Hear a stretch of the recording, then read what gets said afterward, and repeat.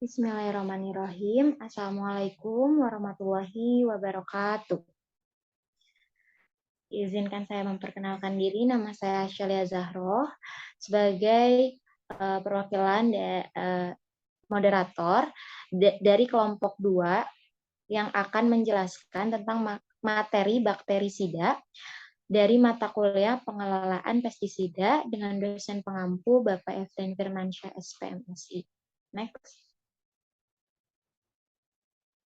Nah, ini adalah anggota kelompok 2. Yang pertama ada Adi Andriansyah dengan NIM belakang 03, lalu ada Anur Wulan dengan NIM belakang 11, lalu ada saya sendiri Asyalia Zahro dengan NIM belakang 12, lalu ada Gina Sintia dengan NIM belakang 23, dan Putri Nurhadiatus Solehah dengan NIM belakang 60.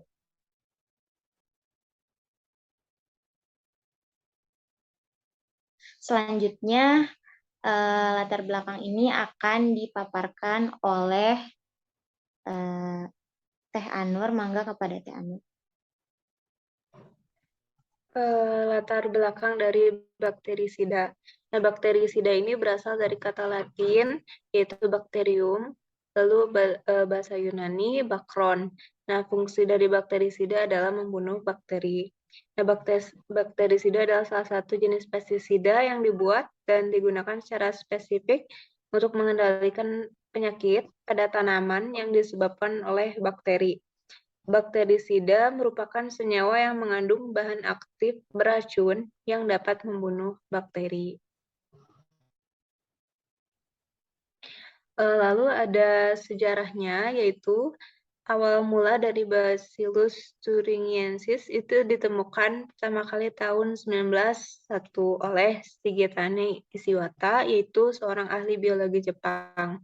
Nah, pada tahun 1911, Ernest Berliner dari Jepang ini dengan temuan pada ulat ngengat tepung yang sakit. Nah, pada tahun 1920, Prancis mulai menggunakan Bacillus thuringiensis sebagai insektisida biologis, dan tahun 1938 mulai diperjualbelikan secara komersil. Nah, tahun 1977, Bacillus thuringiensis varian Israelensis atau racun lalat ditemukan, dan tahun 1983 strain Tenebrionis atau racun kumbang juga ditemukan. Lalu ada pula banyak penelitian yang menghasilkan penemuan secara berlanjut, lalu diuji coba oleh di USA lalu maupun Jepang, sampai digunakan secara komersial sistem organik pada tahun 1999. Saya kembalikan lagi ke moderator. Baik, mungkin selanjutnya akan dipaparkan oleh Teh Putri. Mangga kepada Teh Putri. Baik, terima kasih. Selanjutnya ada fungsi bakterisida. Yang pertama sebagai disinfektan. Disinfektan ini berkaitan dengan disinfeksi yang merupakan kegiatan menghilangkan mikroorganisme dalam bentuk vegetatif, melepaskan karakteristik patogennya dari permukaan jaringan atau menghilangkan spora bakteri pada jaringan tersebut.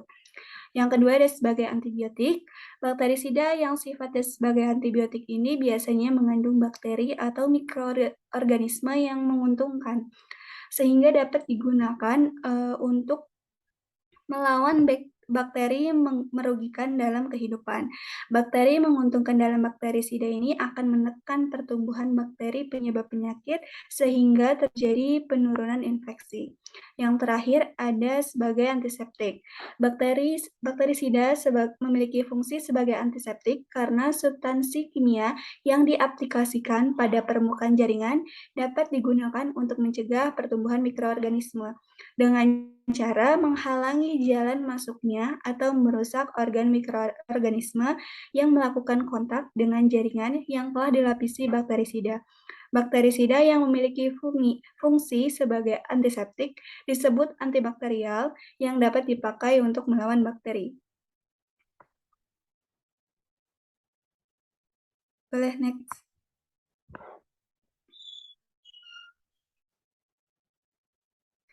Selanjutnya ada formulasi pestisida. Yang pertama ada wettable powder. yang memiliki bentuk tepung dengan kadar bahan aktif relatif tinggi sekitar 50-80%. Jika dicampur dengan air akan membentuk suspesi. Nah, pengaplikasiannya dengan cara disemprotkan. Yang kedua ada soluble powder, yang merupakan formulasi berbentuk tepung yang jika dicampur air akan membentuk larutan homogen. Nah, formulasi ini digunakan dengan cara disemprotkan.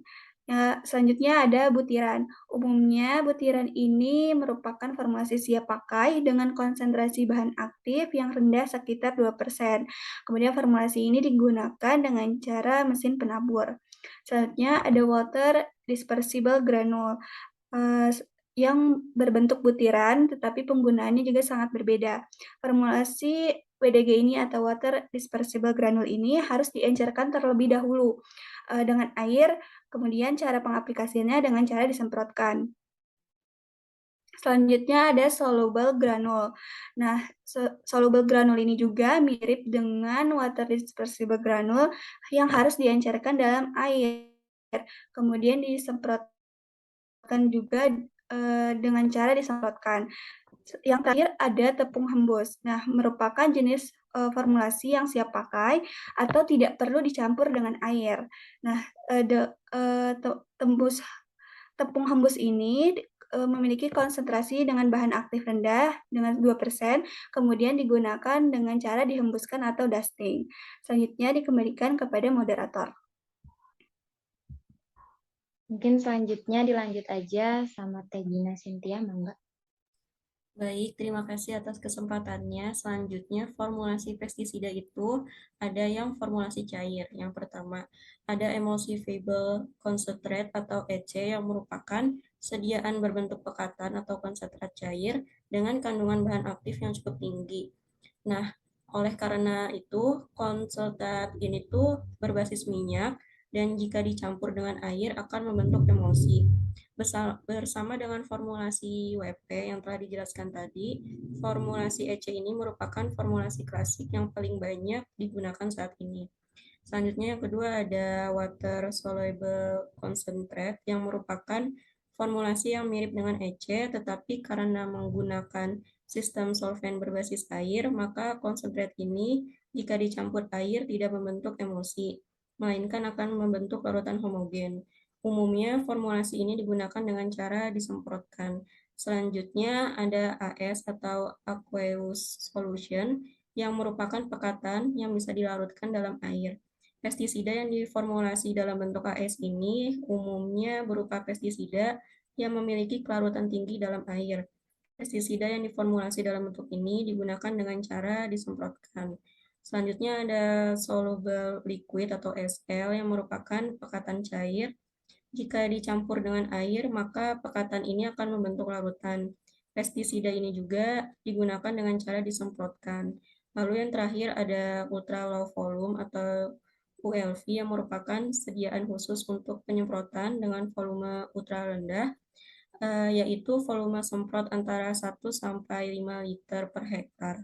Formulasi ini umumnya berbasis minyak, karena penyemprotan dengan volume ultra rendah digunakan butiran semprot yang sangat halus. Selanjutnya ada kekurangan dan kelebihan bakterisida. Untuk kelebihannya sendiri, bakterisida ini mudah terurai atau biodegradable atau terurai dalam bahan hayati yang ada di alam. Kedua, relatif aman bagi manusia dan juga ternak. Jadi walaupun manusia dan juga ternak ini terpapar bakterisida, namun efeknya tidak terlalu signifikan. Yang ketiga, memiliki pengaruh yang cepat. Dan yang terakhir, mengatasi kesulitan, ketersediaan, dan mahalnya harga obat-obatan pertanian. Jadi, dengan adanya bakterisida ini bisa menjadi alternatif bagi praktisi pertanian apabila terlalu mahal harga obat-obatan pertanian itu bisa menggunakan bakterisida. Mungkin saya kembalikan ke moderator. Selanjutnya mungkin dilanjutkan oleh Kang Adi. Mangga kepada Kang Adi. Baik, terima kasih kepada moderator. Yang selanjutnya yaitu ada kekurangan. Yang pertama, terdapat beberapa bakteri yang menimbulkan kerugian pada tanaman. Yang kedua, ada enzim bakteri di dalam tanaman akan memecah sel sehingga menimbulkan lubang di beberapa jaringan tanaman. Yang ketiga, bakteri dapat mengganggu sistem metabolisme tanaman serta menghasilkan zat racun dan zat lain yang merugikan tanaman. Dan yang keempat, ada bakteri akan membuat gangguan dengan merangsang sel inang atau tanaman agar membelah atau tumbuh secara tidak normal yang dapat mempengaruhi proses fisiologis dan dari tanaman tersebut. Yang selanjutnya. Nah, yang selanjutnya yaitu ada contoh bakterisida. Yang pertama ada agrep, berbahan aktif streptomycin sulfat. Biasanya digunakan untuk penyakit tanaman layu bakteri. Dan yang kedua ada agrimycin yang berbahan aktif streptomycin sulfat dan oksitetrasiklin. Biasanya bakterisida ini digunakan untuk hama ulat buah pada tanaman cabai. Yang ketiga ada baktisin yang berbahan aktif oksitetrasiklin, biasanya digunakan untuk penyakit bercak daun. Yang keempat ada plantomisin yang berbahan aktif streptomycin sulfat, biasanya digunakan untuk penyakit hawar daun pada tanaman padi. Yang kelima yaitu ada kuprosat yang berbahan aktif tembaga sulfat, biasanya digunakan untuk penyakit antraknosa pada tanaman cabai. Dan yang keenam yaitu tetrasilin. Eh, Baik, terima kasih. Dikembalikan lagi kepada moderator.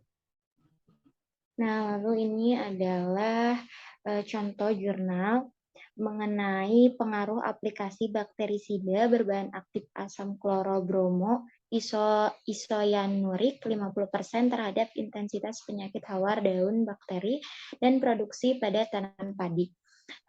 Ini adalah jurnal pada tahun 2014 yang ditulis oleh Dani Bayu Aji Rizky Nugraha, Titi Nur Ain, dan Tri Mariono. Ini adalah jurnal penelitian yang di dalamnya intinya adalah aplikasi bakterisida berbahan aktif asam klorobromo isioanorik 50% ini dapat menekan keparahan penyakit hawar daun bakteri pada tanaman padi varietas Ciherang.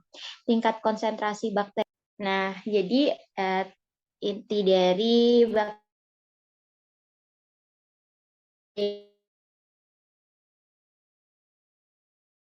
untuk mengendalikan penyakit pada tanaman yang disebabkan oleh bakteri. Jadi sebenarnya pengendalian menggunakan pestisida ini adalah pengendalian yang harus diambil terakhir ya, sebelum pengendalian secara kimia, mohon maaf, sebelum misalnya fisik, lalu pengendalian yang lebih ramah lingkungan, karena pada dasarnya pengendalian pestisida itu lebih memiliki banyak dampak terhadap lingkungan seperti yang sudah tadi dijelaskan, adanya residu dan lain sebagainya. Nah, lalu fungsi dari bakterisida ini juga seperti yang sudah dijelaskan, itu ada 3, ada disinfektan, antibiotik, dan antiseptik. Nah, mungkin cukup sekian yang bisa kami sampaikan. Kurang lebihnya mohon maaf dan mohon dimaklumi.